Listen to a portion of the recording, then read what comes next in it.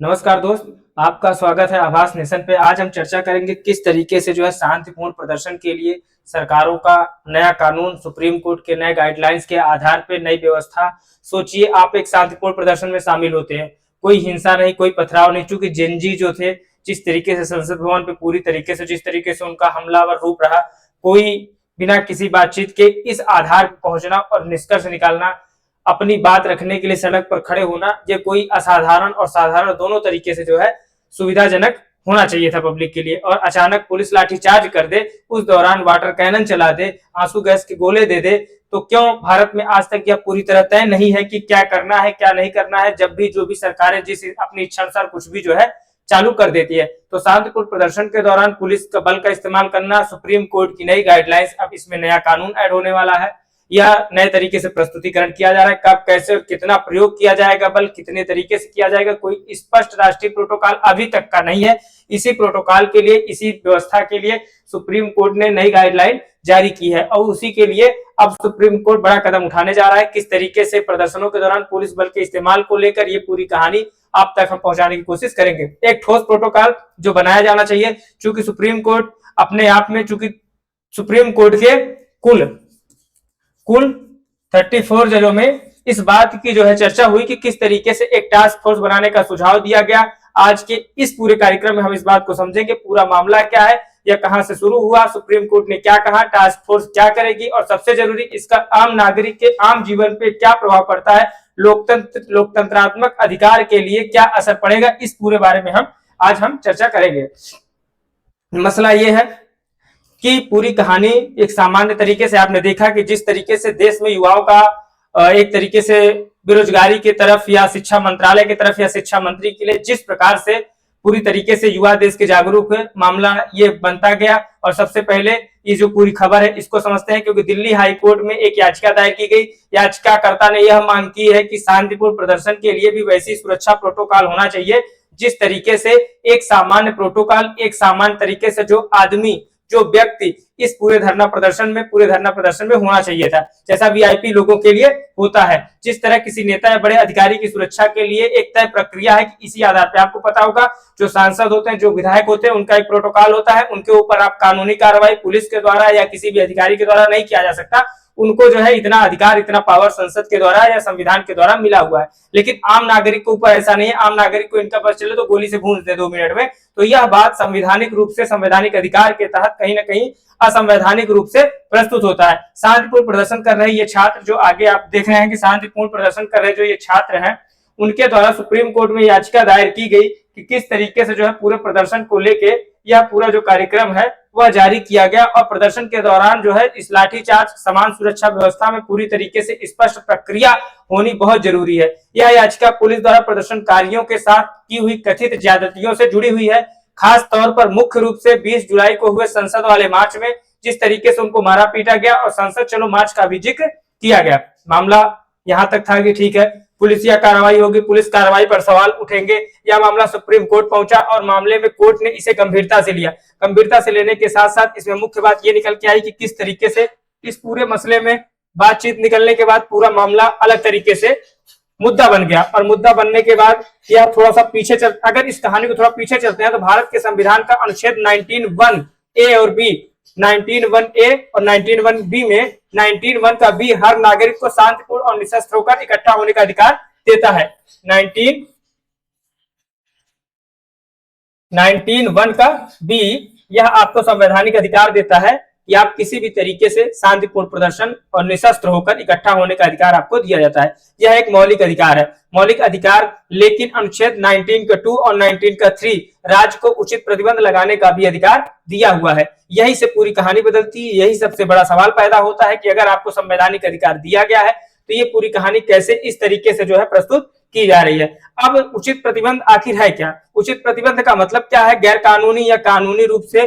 जो सभा घोषित होती है, जो सभा कानूनी रूप से लागू होती है, कब पुलिस लाठीचार्ज करेगी, कब पुलिस लाठीचार्ज नहीं करेगी, कब इसका औचित्य निकलेगा, इसका आधार क्या रहेगा। और सबसे बड़ी बात है वाटर कैनन, जो ये सरकारों के द्वारा या पुलिस के द्वारा प्रयोग किया जाता है, तो इसमें एक गाइडलाइन की जरूरत है। सरकार ने सुप्रीम कोर्ट से या आम जनता के द्वारा यह याचिका दायर की गई कि किसी भी तरीके से किसी भी व्यक्ति को जब जो मन में आता है पीट के एकदम बराबर कर देते हैं। तो इन सब के लिए यह मुख्य विषय रहेगा। कोई एक समान लिखित सार्वजनिक मौजूद नीति नियम कानून के तहत ही किसी भी व्यक्ति के ऊपर लाठीचार्ज या मुकदमा करने का या पीटने का अधिकार अब ऐसे ही होगा। इसका नतीजा हर राज्य, हर शहर, हर गांव, हर कस्बे तक इसका सुप्रीम कोर्ट की गाइडलाइन का पालन होना बहुत जरूरी है। इसलिए याचिकाकर्ता ने हर पुलिस अधिकारी, हर बड़े अधिकारी, कानून नीचे से लेकर ऊपर तक के नियम कानून को पूरी तरीके से उन्होंने अपने विवेक से फैसला लेने की बात कही है। इसी विशेषाधिकार के दुरुपयोग की जो शिकायतें आती हैं कि कोई पुलिस अधिकारी, कोई आपको समझिए कोई भी व्यक्ति जिसको जो सरकारी पद पे हैं वो अपने विशेषाधिकार का, अपने पद का दुरुपयोग न करने पाए, बार बार सामने ऐसी घटनाएं जो आती हैं उस पर रोक लगे।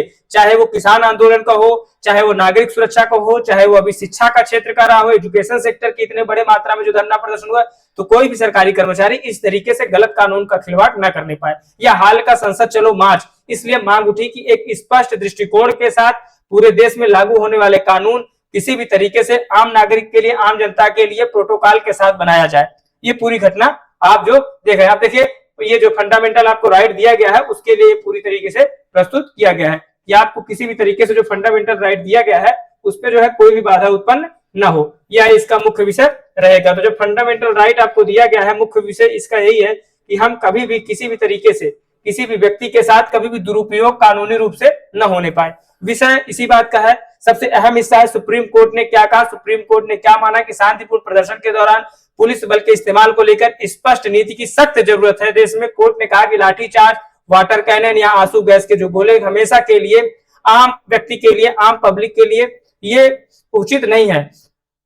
इसका उपयोग अगर आप करते हैं तो यह पूरी तरीके से आपके पास पहला और अंतिम कदम होना चाहिए। इसके अलावा आप इस तरह की चीजों का प्रयोग नहीं करेंगे। इसी उद्देश्य से कोर्ट ने एक टास्क फोर्स बनाने का सुझाव दिया है और टास्क फोर्स जल्द ही गठित किया जाएगा सुप्रीम कोर्ट के आदेशानुसार। इस उद्देश्य के साथ, इस कहानी के साथ कि कोई भी देश, किसी भी देश में जो सुझाव दिया जाता है, जो पब्लिक, आम पब्लिक के द्वारा सुझाव, परिस्थितियों में पुलिस बल का इस्तेमाल जायज है। आप देखेंगे किसान आंदोलन के दौरान किस तरीके से एक आम नागरिक से लेकर पुलिस बल तक किस तरीके से किसानों के साथ दुर्व्यवहार हुआ। उसी सेम कंडीशन में इन युवाओं के साथ जो जनजी थे पूरी तरीके से जो है संसद भवन तक के पूरे वाटर कैनन के द्वारा इतनी बर्बरता के साथ जो कहानी दोहराई गई, वाटर कैनन से पूरा एकदम नहला दिया गया, ये आंसू गैस के गोले छोड़े गए, तो इसका कदम उठाना ये कहीं ना कहीं अनिवार्य नहीं है।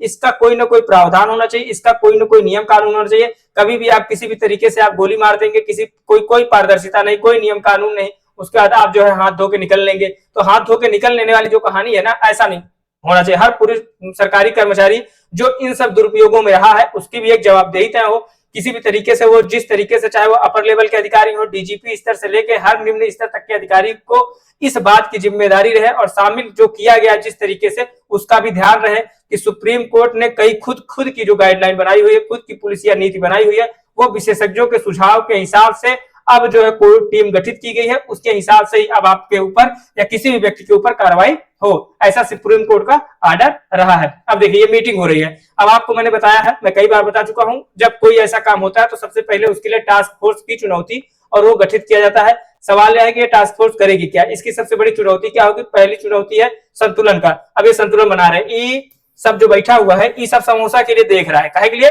समोसा के लिए। ई अभी समोसा मंगवाएगा, इधर वाला जो बैठा हुआ है ई समोसा मंगवाएगा, पानी आ चुका है, अब पानी और स्प्राइट अभी आएगा। समोसा और स्प्राइट खा के इनका मीटिंग खत्म हो जाता है। ये मीटिंग आजादी के बाद से चल रहा है। ये मीटिंग सिर्फ खेलता है, ये मीटिंग होता है, फिर टास्क फोर्स गठित होगा, कानून व्यवस्था यही सब अभी यही 5 मिनट सब निर्धारित हो जाएगा, फिर समोसा खा के सब चल जाएगा अपने अपने घर, फिर मीटिंग खत्म यहीं पे। तो कानून व्यवस्था अगर नियम बहुत सख्त है तो पुलिस के हाथ जिस प्रकार से इन्होंने बांधे हुए हैं, अगर ढीला हुआ तो मनमानी हो जा रही है। तो समस्या इस बात का है कि चुनौती किस प्रकार से इस पूरे कार्यक्रम को ये लागू करेंगे। देश में इसके लिए कानून व्यवस्था का क्या जिम्मा है।